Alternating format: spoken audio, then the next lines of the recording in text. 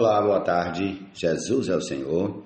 Vamos à nossa leitura desse dia 20 de julho, em 2 Crônicas, capítulos 1, 2 e 3, Romanos capítulo 6, Salmo capítulo 16, Provérbios capítulo 19, versículos 20 e 21. E quero pedir perdão por somente agora estar sendo possível fazer a gravação de hoje. Louvado seja o Senhor, e comecemos logo aqui em 2 Crônicas, capítulo 1. Salomão, filho de Davi, fortaleceu-se no seu reino, e o Senhor seu Deus estava com ele, e muito o engrandeceu. Salomão falou a todo Israel, aos capitães de 1000 e aos de 100, aos juízes e a todos os chefes em todo Israel, cabeças de famílias, e foi com toda a congregação ao lugar alto que estava em Gibeão, porque ali estava a tenda do encontro de Deus, que Moisés, servo do Senhor, tinha feito no deserto.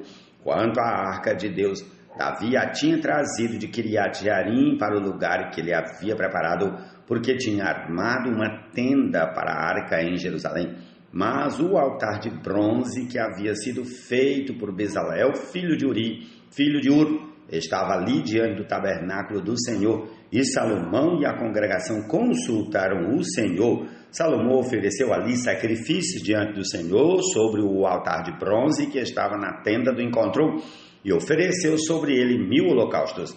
Naquela mesma noite, Deus apareceu a Salomão e lhe disse: peça o que você quer que eu lhe dê. Salomão respondeu: foste muito bondoso com Davi meu pai, e me fizeste reinar em seu lugar. E agora, ó Senhor Deus, cumpra-se a tua promessa feita a Davi meu pai, porque tu me constituíste rei sobre um povo numeroso como o pó da terra. Dá-me agora sabedoria e conhecimento, para que eu saiba conduzir-me à frente deste povo, pois quem seria capaz de governar este grande povo?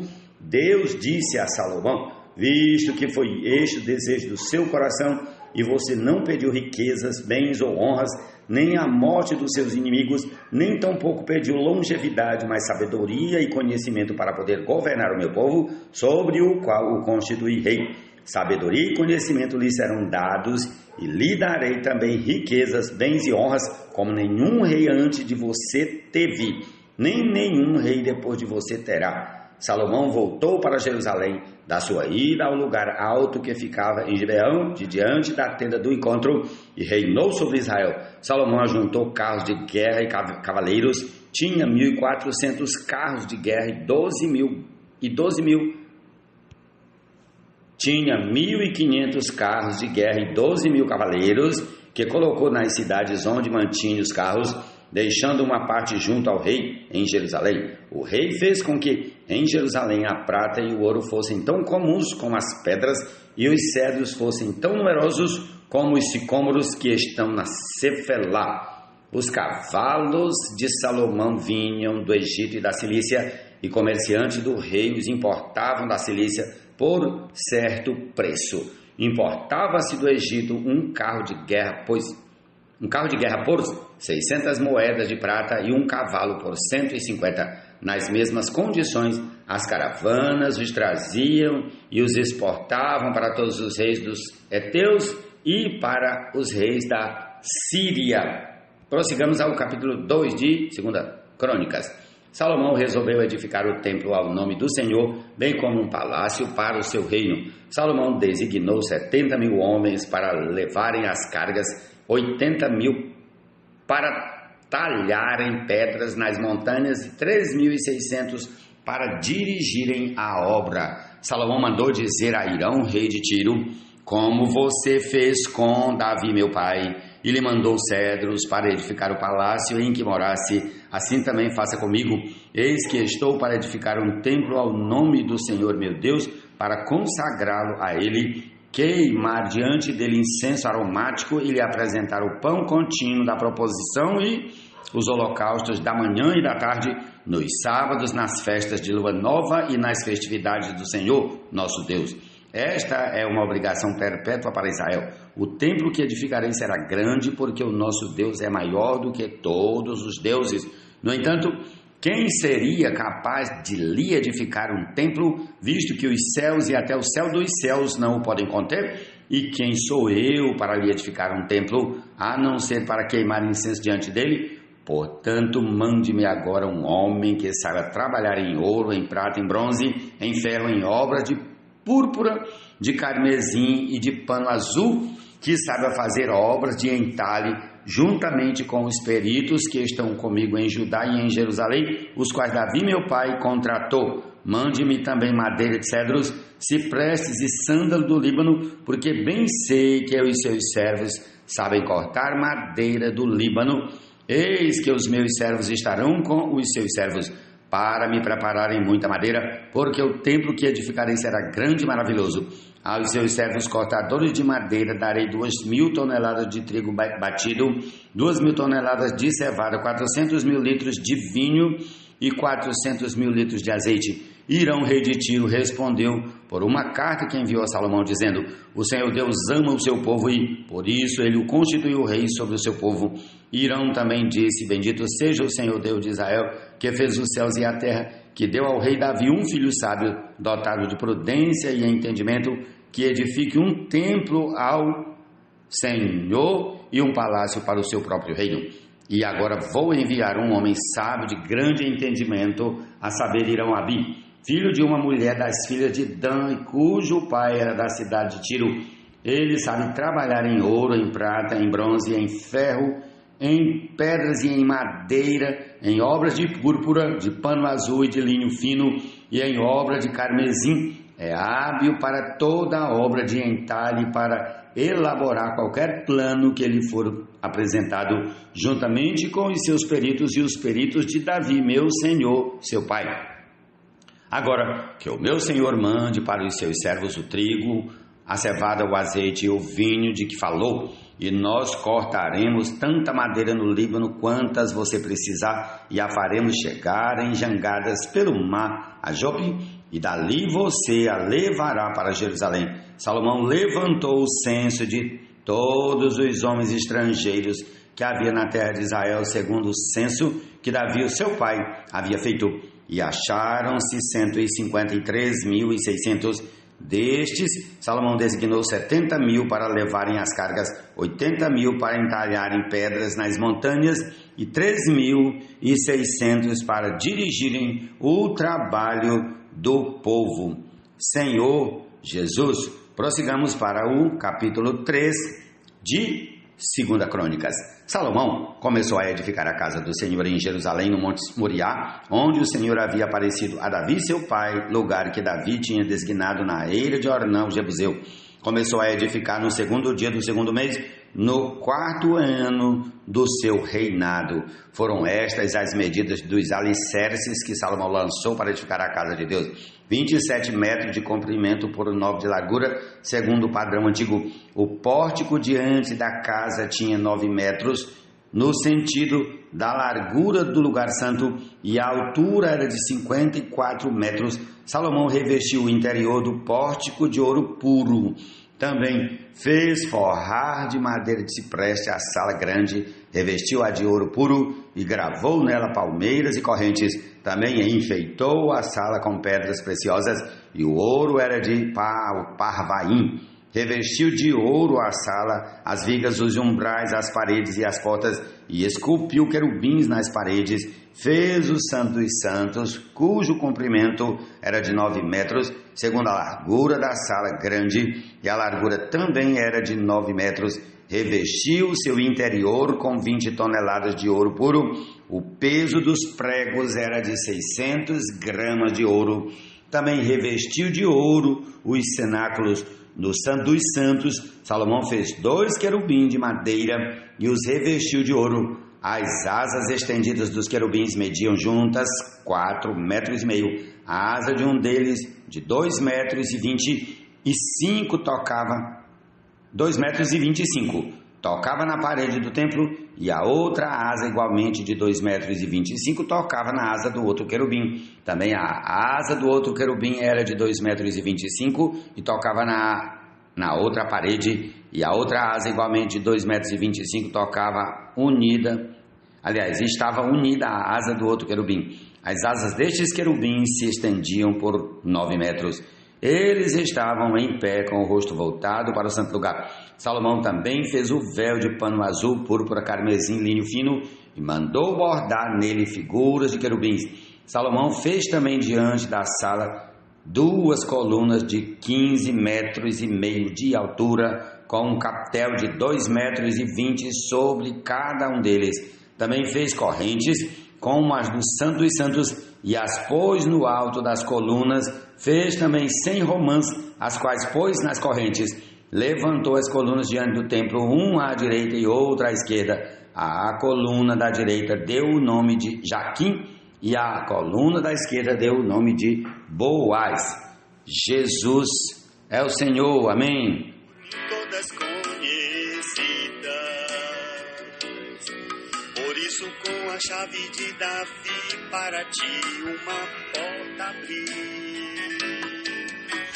Amém. Salmo 16. Guarda-me, ó Deus, porque em ti me refugio. Digo ao Senhor, tu és o meu Senhor, outro bem não possuo senão a ti somente. Quanto aos santos que há na terra, eles são os notáveis, nos quais tenho todo o meu prazer. Muitas serão as dores dos que trocam o Senhor por outros deuses. Não oferecerei as suas libações de sangue, e os meus lábios não pronunciarão os nomes deles. O Senhor é a porção da minha herança e o meu cálice, tu sustentas a minha sorte. As minhas divisas caíram em lugares agradáveis, é linda a minha herança. Bendigo o Senhor que me aconselha, pois até durante a noite o meu coração me ensina. Tenho o Senhor sempre diante de mim, estando Ele à minha direita, não serei abalado. Por isso o meu coração se alegra e o meu espírito exulta, até o meu corpo repousará seguro. Pois não deixarás a minha alma na morte, nem permitirás que o teu santo veja corrupção.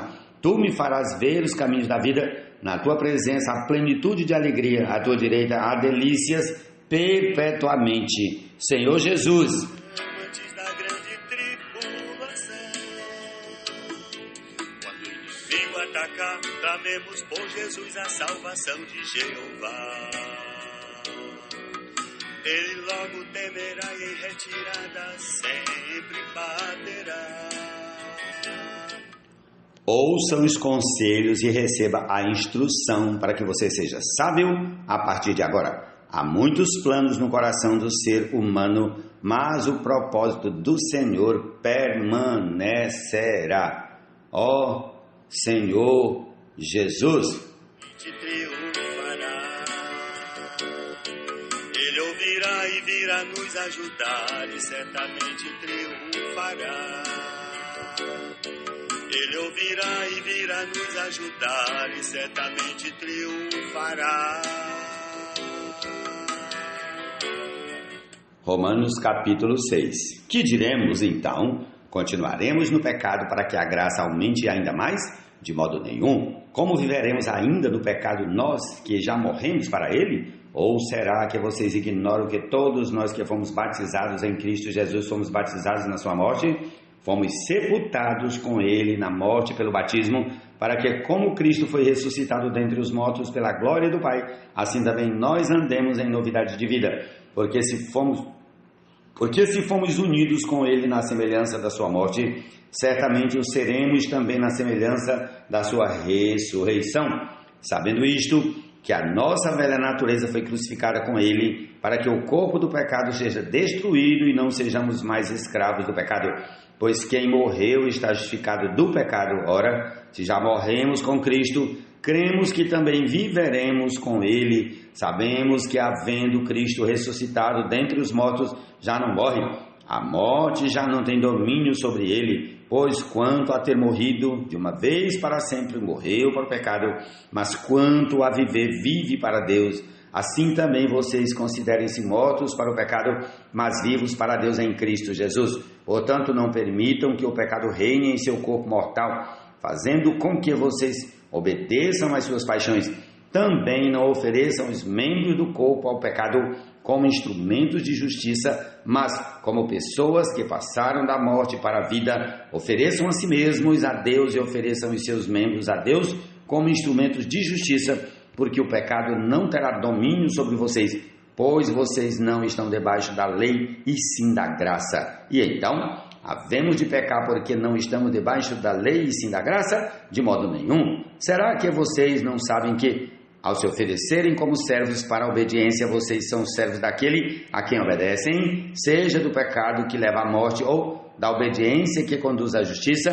Mas graças a Deus que, tendo sido escravos do pecado, vocês vieram a obedecer de coração à forma de ensinamento a que foram entregues. E, uma vez libertados do pecado, foram feitos servos da justiça. Falo em termos humanos por causa das limitações de vocês, assim como ofereceram os seus membros para que fossem escravos da impureza e da maldade que leva à maldade. Assim ofereçam agora os seus membros para que sejam servos da justiça para a santificação. Porque quando vocês eram escravos do pecado, estavam livres em relação à justiça. Naquele tempo, que frutos vocês colheram? Somente as coisas de que agora vocês se envergonham, porque o fim delas é morte. Agora, porém, libertados do pecado, transformados em servos de Deus, o fruto que vocês colhem é para a santificação. E o fim, neste caso, é a vida eterna, porque o salário do pecado é a morte, mas o dom gratuito de Deus é a vida eterna em Cristo Jesus, nosso Senhor. Amém? Essa é a nossa porção desse dia e desfrutemos em nome de Jesus da sua palavra, a palavra do Senhor. Amém? Seu nome sempre invocaremos, nunca o negaremos. Suas mãos nos arrebataram antes da grande tribulação. Quando o inimigo atacar, clamemos por Jesus a salvação de Jeová. Ele logo temerá e em retirada sempre baterá. Mesmo que venha rugindo como um leão nos perseguindo, fugirá ao soar o nome Jesus, o leão de Judá. Ele ouvirá e virá nos ajudar e certamente triunfará. Ele ouvirá e virá nos ajudar e certamente triunfará. Ele ouvirá e virá nos ajudar e certamente triunfará.